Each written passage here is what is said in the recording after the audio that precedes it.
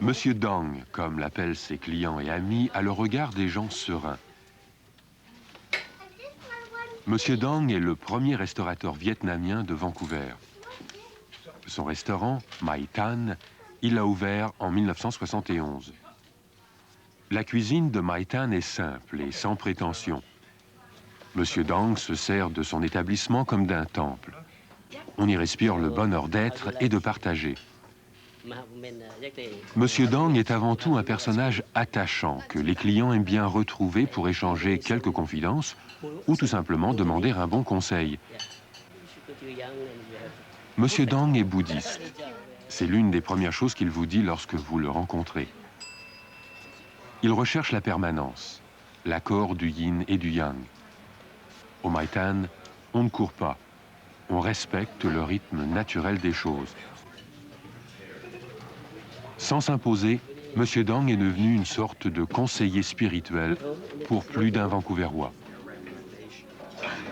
Alors, M. Dong, dites-nous pourquoi avoir ouvert un restaurant? Oui, moi, je crois au destin et je crois que la réussite de toutes les entreprises, comme de tous les travaux, c'est l'homme lui-même. Ce n'est pas l'homme lui-même. Et je me suis à Vancouver parce que ma femme tombait amoureuse de Stanley Park. Alors on a décidé de nous établir ici. Mais comme nous avons des occupations tout à fait différentes, elle avait une épicerie au Vietnam. Moi, j'étais conseiller en matière d'élevage. Je faisais des voyages très fréquents dans des pays, des petits pays. Alors, il faut que nous disions sur une occupation que nous pouvons travailler ensemble. Alors, c'est la restauration est une idée. Moi, je formulais les aliments pour le bétail et pour la volaille. Et pendant plusieurs années. Mais ça, c'est loin de la restauration. Ah oui, mais j'étais remplacé par des computers. Au lieu de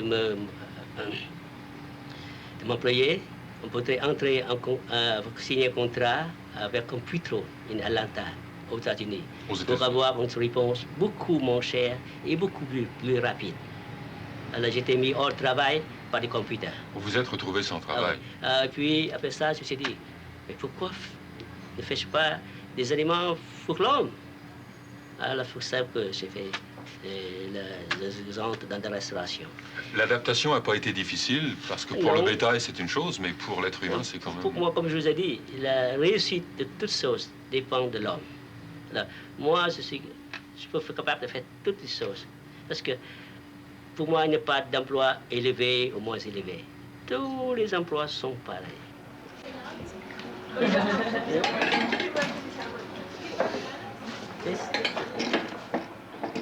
Pour M. Dong, tous les emplois sont égaux, toutes les cuisines se valent. Il fut le premier à initier la population de Vancouver à la cuisine vietnamienne. En fait, vous êtes le premier restaurant vietnamien de Vancouver. Quand est-ce que vous avez ouvert vos portes?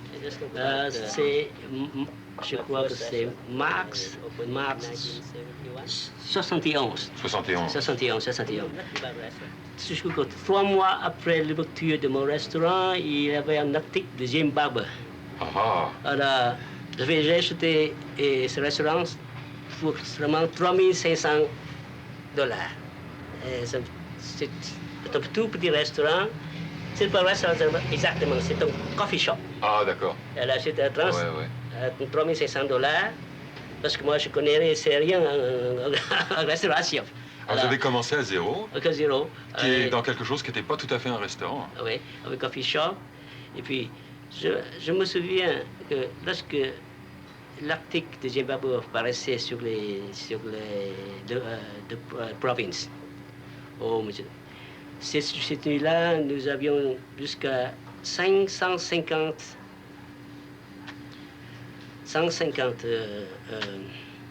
clients. Oui. Clients. Alors, vous voyez, avec une petite cuisine, avec seulement 32 places, il était très difficile pour nous d'accommoder les 150 personnes. Alors, il y avait la café dehors. Ah, oui, Et pour ce jour-là, je faisais la vaisselle jusqu'à 4 heures du matin. Toute la vaisselle a été utilisée à ce moment-là. Ah oui, c'était terrible. Alors, Monsieur Deng, cette première journée d'ouverture, elle a été encourageante, mais elle a été éprouvante. Oui, très encourageante. C'est une parfaite réussite, mais seulement c'est imprévu. Alors nous avons du mal à servir 150 personnes, alors que nous sommes ici équipés seulement pour 32. Mais les journées suivantes, ça n'est pas resté dans ce même rythme. Si, pendant ce même rythme, pour quelques jours, parce que les gens étaient très curieux. C'est parce que nous étions le premier restaurant vietnamien à Vancouver. Et après, on a ralenti.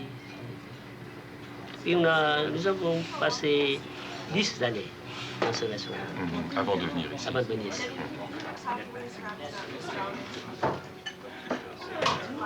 Malgré le succès du restaurant My Tan, les intentions de son propriétaire sont demeurées les mêmes au cours des années. Créer un univers de partage et une ambiance chaleureuse. Comme j'ai mis sur le menu, nous apportons la haute cuisine au prix populaire. Là, tous les prix ici sont basés non sur notre prix de revient, mais au salaire minimum au BC. Donc, vous prenez en considération le salaire minimum c'est-à-dire pour baser vos prix. Le revenu minimum. Par exemple, nous, pour le moment, depuis 1981, nous n'avons pas changé de prix. Parce que le salaire n'a pas augmenté. Le salaire est toujours le même. C'est pourquoi maintenant la combination dîner, ça coûte seulement 4,75 $. Oui. Oui. Mais vous pensez que vous pouvez durer combien de temps avant d'avoir à augmenter vos prix?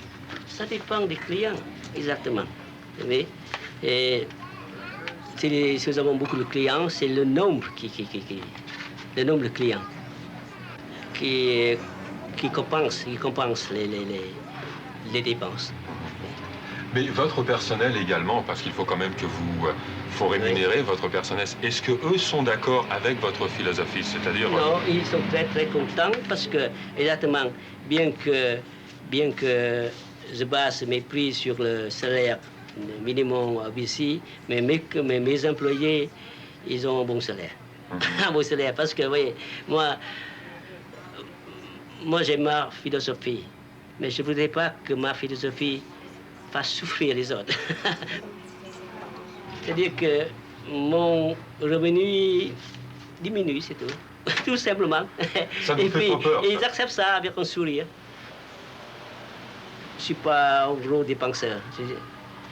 Je peux vivre facilement avec un repas par jour. Facilement. Repas par jour? Oui, par jour, facilement. Et je vais tous les jours à la piscine. Et je vais, à mon âge, je me conserve comme...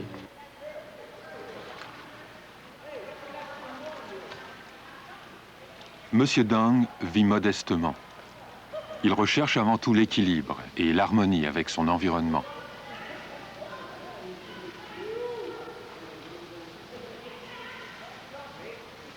Nager est pour lui plus qu'un simple exercice. C'est une façon de méditer.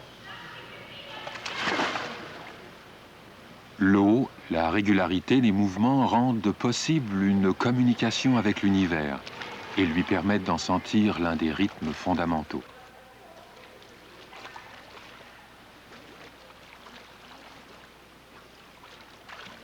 Les activités quotidiennes de M. Deng viennent l'aider dans sa recherche de l'équilibre.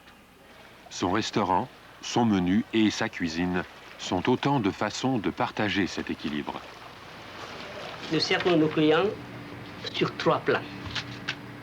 Sur le plan physique, nous lui donnons des plats qui plaisent à le goût, à l'odorat, aussi à la vue. C'est bien présenté. Et nous servons nos clients aussi sur le plan émotionnel. C'est-à-dire qu'après vous avez goûté notre nourriture, lorsque nous apportons le chèque, c'est une surprise assez plaisante, c'est pas cher.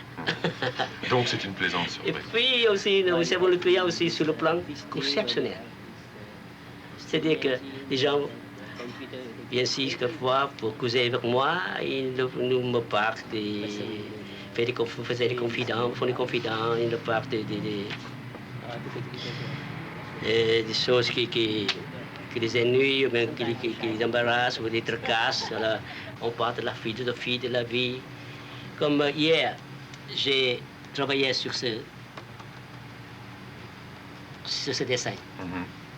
Parce que c'est une partie d'un petit livre que je viens d'écrire après 14 ans de réflexion.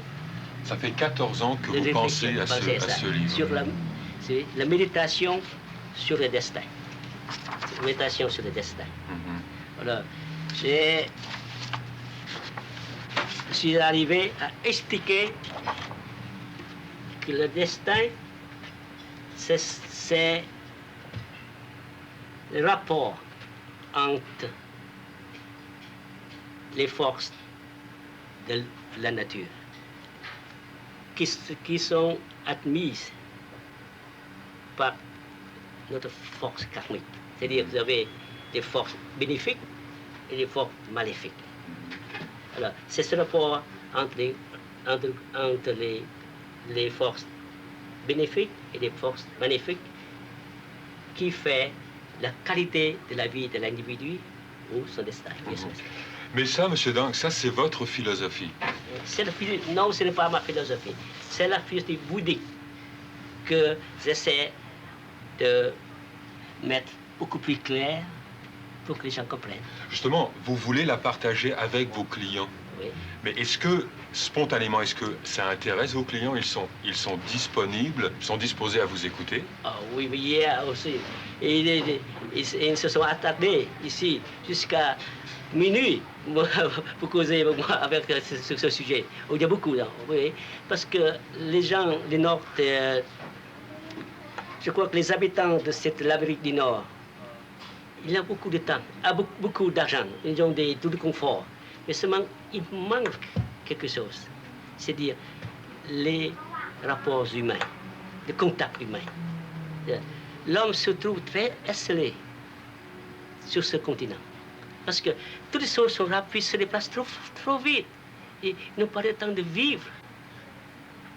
Et chez vous, à votre restaurant, ils trouvent une forme de sanctuaire, c'est-à-dire quelqu'un qui les écoute et qui leur parle. Oui.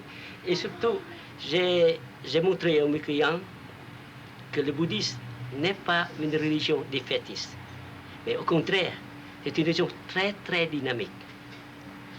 Moi-même, c'est grâce au bouddhisme que j'arrive à faire beaucoup de choses. C'est-à-dire, je dois ma réussite, c'est-à-dire, je dis réussite, mais relative au bouddhisme.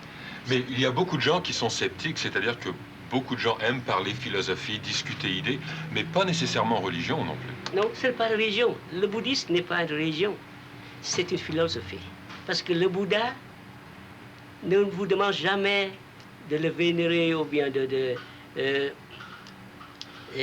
c'est un homme comme nous, exactement comme nous. C'est-à-dire, c'est lui qui a dit que le Bouddha, c'est vous et vous êtes le Bouddha.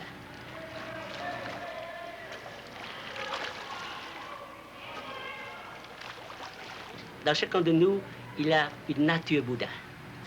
Alors, et seulement, si vous pensez à ça, si vous méditez, alors vous faites ressortir cette nature Bouddha. Et cette nature Bouddha, vous êtes dans beaucoup de choses.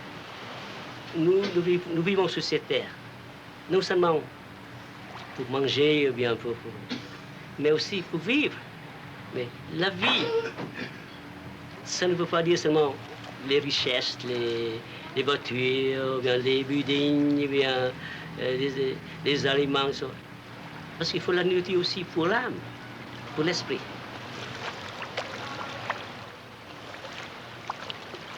Je ne cherche jamais à prêcher, non. Parce que même le Bouddha, de son vivant, il ne cherche jamais à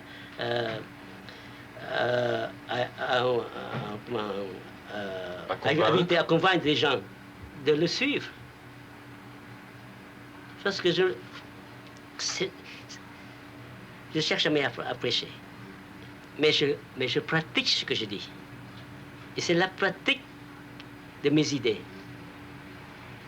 qui fait savoir à mes clients que voilà, c'est un type qu'on peut parler.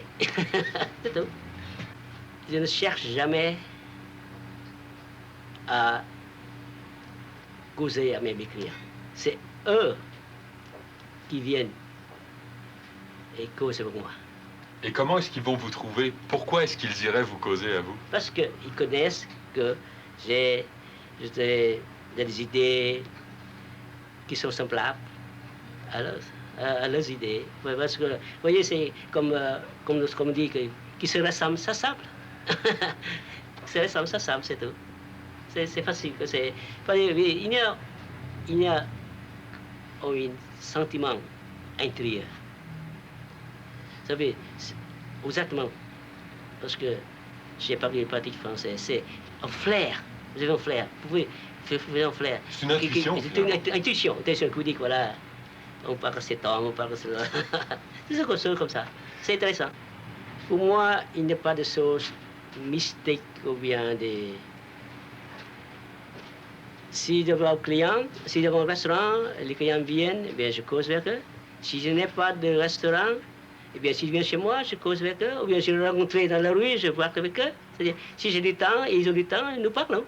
C'est tout. C'est simple comme ça. Il n'y a pas de complications. Moi, je ne cherche pas de complications. La vie est déjà trop compliquée. Pour ça, je simplifie les choses. C'est pourquoi ma philosophie, c'est take it easy.